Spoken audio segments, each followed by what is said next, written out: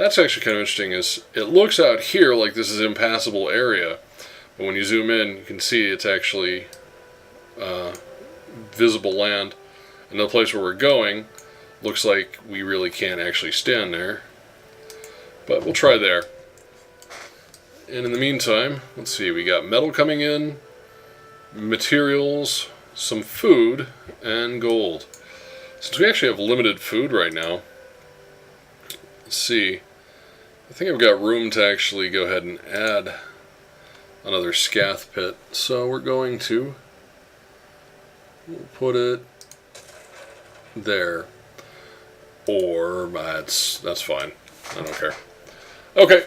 Anyways, that's where we're at right now. Just a couple more turns into it, and we'll see what else we're looking at.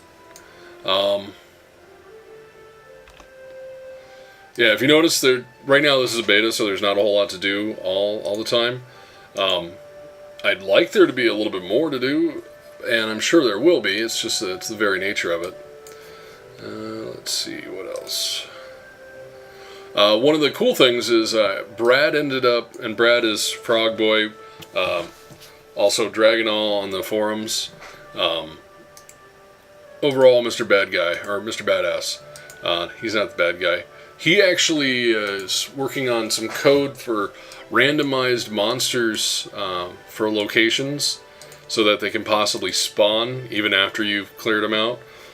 Some people mention places like the big, deep, dark forests that we're traveling through. Also swamps and other occasional areas where you might find monsters, mountains, hills, things like that. I'm just outstanding. I think it's a fantastic idea, and I really look forward to it when we can get our hands on that. Alright, in the next video we will talk some more, and I may even discuss an idea that I had for city implementation to make it more organic, where when you level up a town, as it gets bigger you get to add in villages, size 1 villages, within a certain distance of it, as satellite locations. Just sort of like real life. Smaller towns feed bigger towns, and so on and so forth, with food and community and personnel. So, alright, catch you in the next videos, and we'll see what else happens next time on Elemental War of Magic Beta 3 Kingdom of Blood series. This is just a temporary working title. Welcome back, everyone. This should be right in the middle of the video that you're watching, that I'm suddenly saying, welcome back. So just ignore that part, or the graphical glitching that you may be seeing. What we're going to do right now is we're going to cast, and hopefully it won't crash, but we're going to try to cast the Raise Land spell, so we can create a beachfront property here. And it worked just fine. Alright, so we'll zoom back out to avoid that graphics glitching. Look back in, still seeing that we have the legendary sword Life Sap. That's actually pretty neat still, nonetheless. Alright, still cleared up a little bit of the graphical glitching, and beyond that, we're pretty much set for now. Still just working on trying to knock out some spells at this point, waiting for some stuff to unlock, as it were, so that way I can continue enhancing our location. Sort of got to wait for the people to show up and stuff, which means I actually have to learn certain technologies, and it's what you would find in the building phase of pretty much any game. So I think we're gonna have him, our buddy Janusk, head down to here, and our queen, we're just gonna have her sit here for a little while and regenerate some mana. Passes the time, gets stuff learned. Okay, see, these are useful, but we're going to change our goal. We need to pick up something else. More specifically, the Imperium. We need to start learning civilization skills. It may take a while for us to make breakthroughs, but there's a couple things we have to pick up before much longer goes by. So we can build a Temple of Fortitude. If only we had a fire thing, that'd be useful. in time, we'll get there. I'm not worried about it. Alright, so, by the way, I'm assuming that a lot of this, hitting the turn buttons and stuff, is just your standard part of a game, especially being beta. Again, I cannot express to people enough how important to understand that this is a beta. Hey, look at that. Now this is actually really important. Setting up a caravan.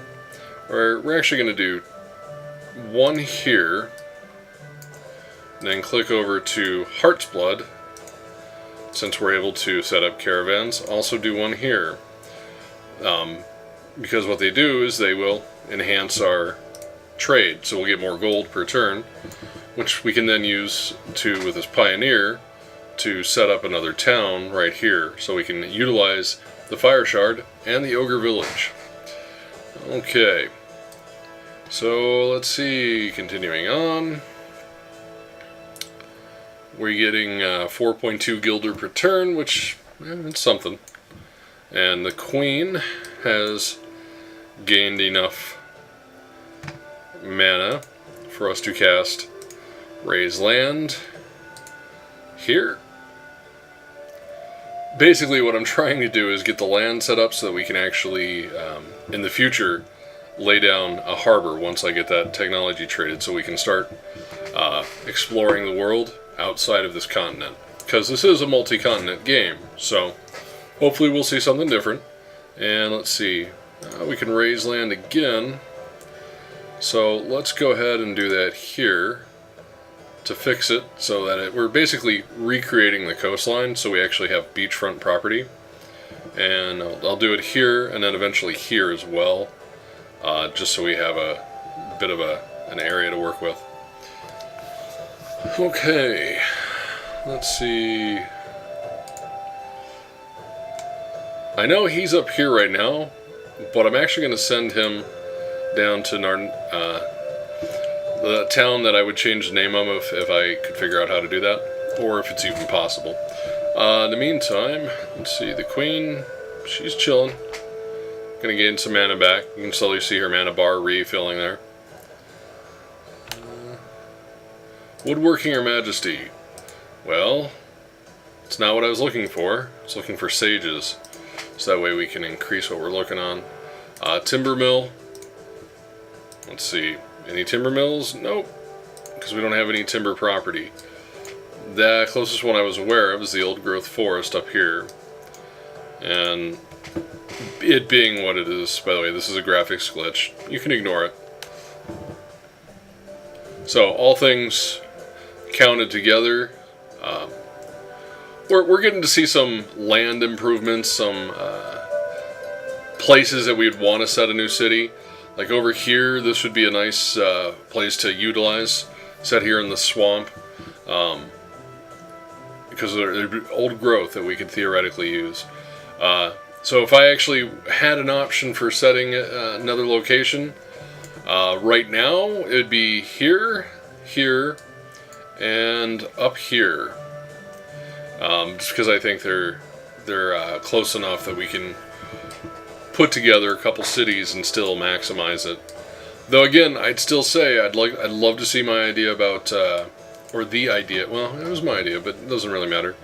To see a city, and then once you level up a city, that it gets satellite villages. That way you can project it out and get it closer to resources, and still also feel a little bit more organic. And then eventually, as those level up, you level up those little villages. Your town levels up. One of the other ones can theoretically level up, and you can put up a couple more villages around there. I think it would be an interesting organic process, and maybe have a different feel than what we're seeing here with the current town construction. But that's not critical or important. Just an idea. Alright, well, we'll catch you in the next video when we're a little bit further along. And I'm getting up these videos as soon as I can. So, as they say, and so it shall begin.